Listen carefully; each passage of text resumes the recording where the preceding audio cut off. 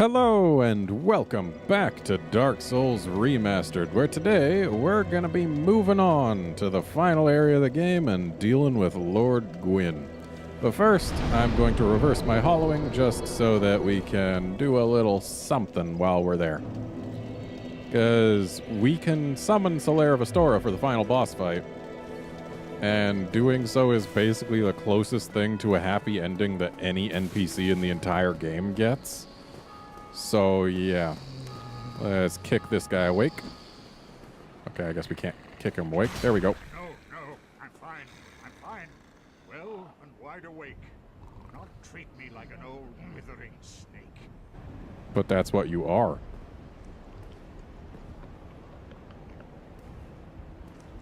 I am pleased to see you well. Is it something urgent? Yeah, I've got all the stuff that you need. The beings who possess these souls have outlived their usefulness, or have chosen the path of the wicked. As the primordial serpent, I implore you to defeat them and claim their souls. Let there be no guilt. Let there be no vacillation. All right, let's go. Very well. Then stay still for a moment. It's the same animation as before. No need to watch it play out. So we put some souls into this thing. There you go. Have some souls.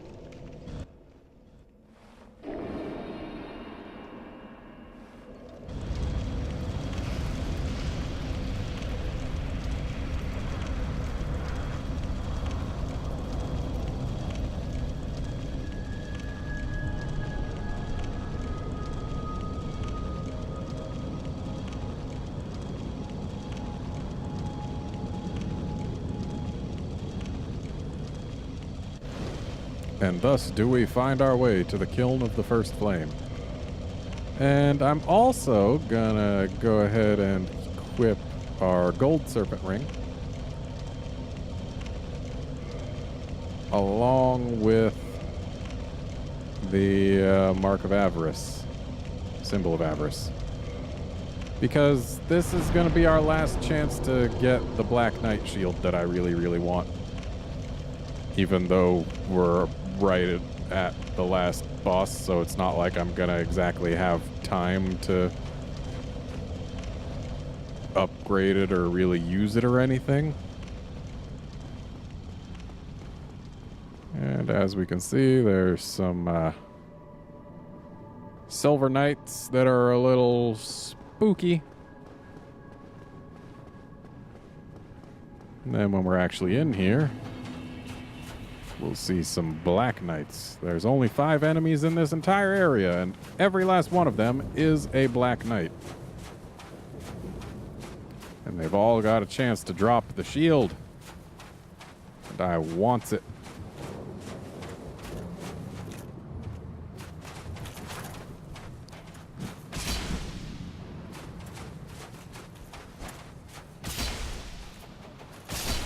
There we go. That's one down. Give me your shield. Okay, we've got an extra sword. Shame the shield is so rare. I want it so bad.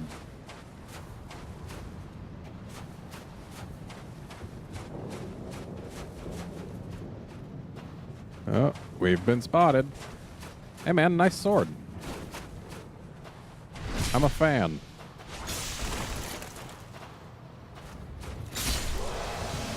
Give me your shield. Oh, just another sword.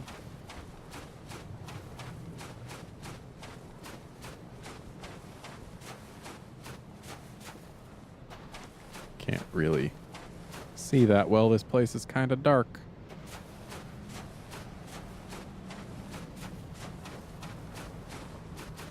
Wonder if there's anything to be had up here. I doubt it. I don't believe... Yeah, I don't think there are actually any items to grab in here.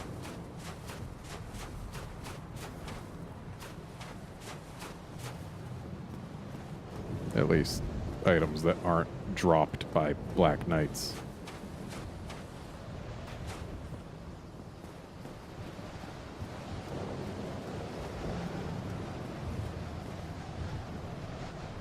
Oh, I guess there is at least one. Hello. Would you like to give me your shield? Let's be careful not to backstab him in such a way that he falls off the edge. In fact, let's not backstab him at all. There we go. Uh-oh. Can I grab it? No. Dang. What do you want to bet that's a shield? Oh, hey, Black Knight armor. Neat. I knew we had to get it at some point. For reals, though, come on. I wanted that.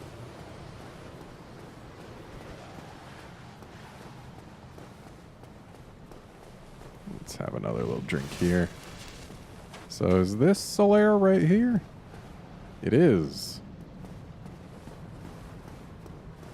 Not going to summon him quite yet, because there should still be one more Black Knight. Yep, there it is.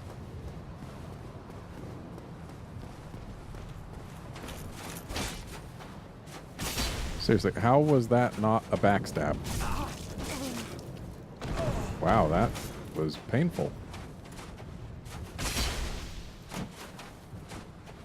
There, now we get a backstab when we don't need it. Shield, please. Nope.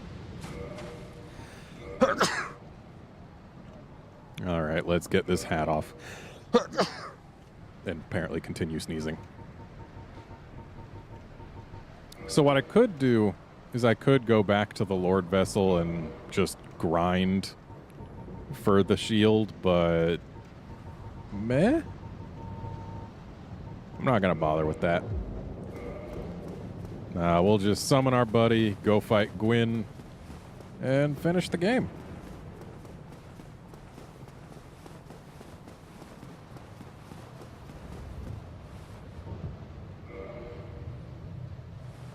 For reals, though, this is the closest thing to a happy ending that any NPC gets. Which is really sad.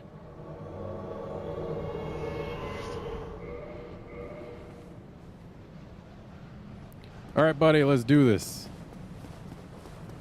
Probably don't need your help, but I'm just doing it for flavor reasons. Makes me feel better about having gone through all of this. Oh, wait, there's still one more. I must have miscounted how many I had killed.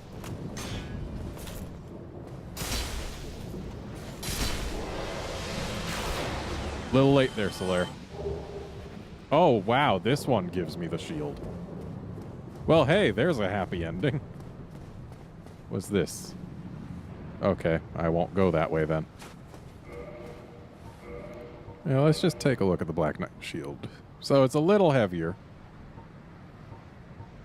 And it's got way worse, well, not way worse, but it's got worse magic res, but much better fire res. And if it was fully upgraded to +5, it'd probably be the same stability, I think. It's a really good shield. I really like it. I'm glad I have it, but it's a little late. Though it might be worth equipping right now because of that improved fire res. But then again, the loss of stability would probably be felt. So, let's do this, Solaire. It's you and me against someone revered as a god. Oh, that's right, you got parried, buddy. Like the first enemy I've even tried to parry since the intro. Since the tutorial. But hey, we gotta protect our friend Solaire over there. Wow, this guy apparently doesn't have enough poise to take our jump attacks. Yeah, we definitely didn't need Solaire's help.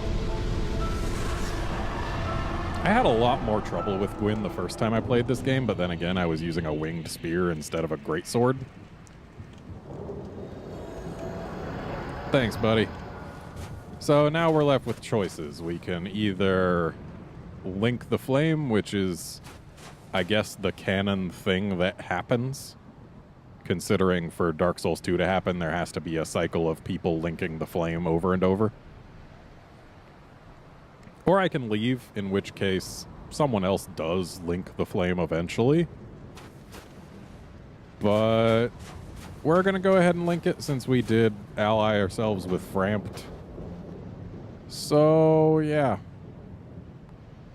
That is going to be it for this game.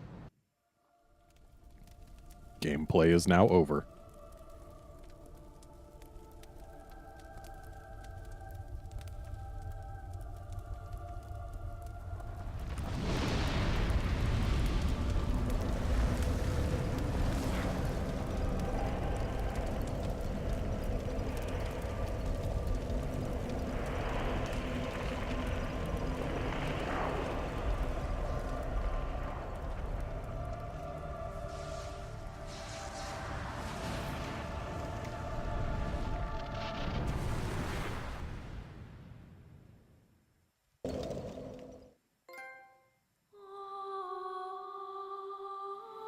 And thus we go to the credits.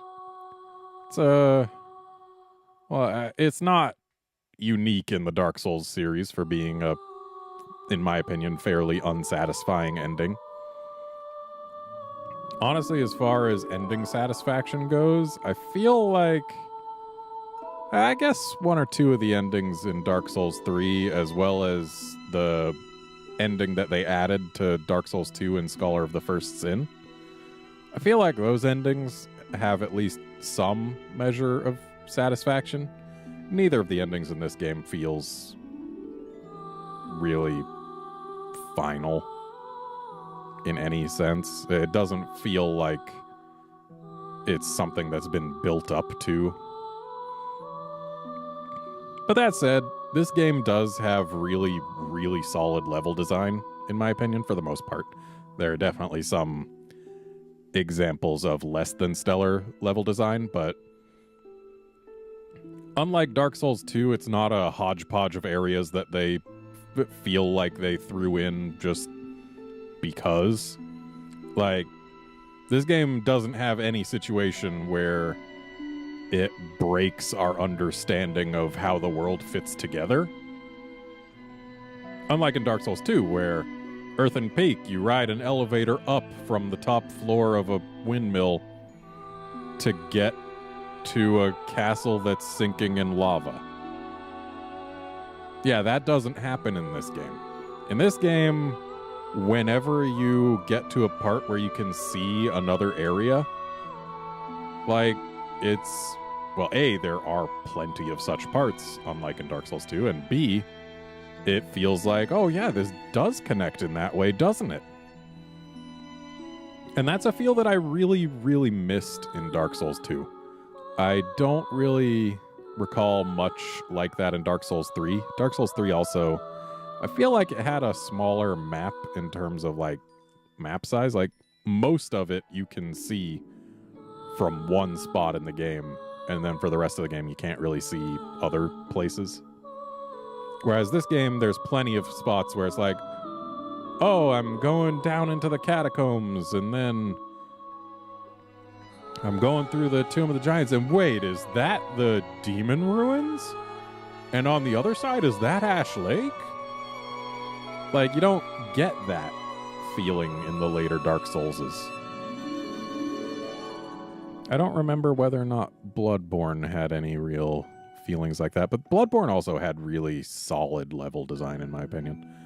I think Dark Souls 1 and Bloodborne are the standouts in the Soulsborne series in that regard. In terms of gameplay, Dark Souls 1 has definitely been improved upon, in my opinion, in every subsequent game in the series. But it's not to say Dark Souls 1 feels clunky or bad. There's just a couple minor changes that would need to be made to make Dark Souls 1 really hold its own against the later ones, like changing from the 4-direction rolling while locked on. That's a huge change that really impacts the feel and the playability of the later games. And if they had brought that to this version of the game, it would have felt so much better. Like, it would have been so easy going back and forth between this game and, say, Dark Souls 2. Some improvements with terrain geometry and how your character interacts with it would also be very welcome. Having tiny little lips, like 2-3 inches tall, prevent you from walking forward if you're not walking at the perfect angle, just doesn't feel right. But hey, it's the second Souls game, and it's a really, really solid one. There's a reason it spawned sequels. Yes, indeed. And this is just brands that's just the first cutscene because they throw you right into New Game Plus. So let's go ahead and grab that. I don't think I'm going to record New Game Plus. I don't feel like much gets added, unlike, say, in Dark Souls 2, which I don't think I recorded New Game Plus there either, or Dark Souls 3, which also not really that much gets added, but I played through again because I had to get to the DLC stuff. Well, that was part of it. Another part is that it's got way more endings. This game has 2 endings. But, yeah, I'm not going to play through New Game Plus. Not going to record it. But, yeah, it's a solid game. I don't believe the later Dark Souls make it irrelevant. It's still a fun game, still very much worth being played through. If you haven't played Dark Souls 1, I'd suggest doing it. Even if you just watched the whole thing with me playing it. It's fun. There's a lot of room for playing it differently than I did too. And that's gonna go ahead and be it for this video series. So I hope you enjoyed watching as much as I enjoyed playing, and I will see you in the next game.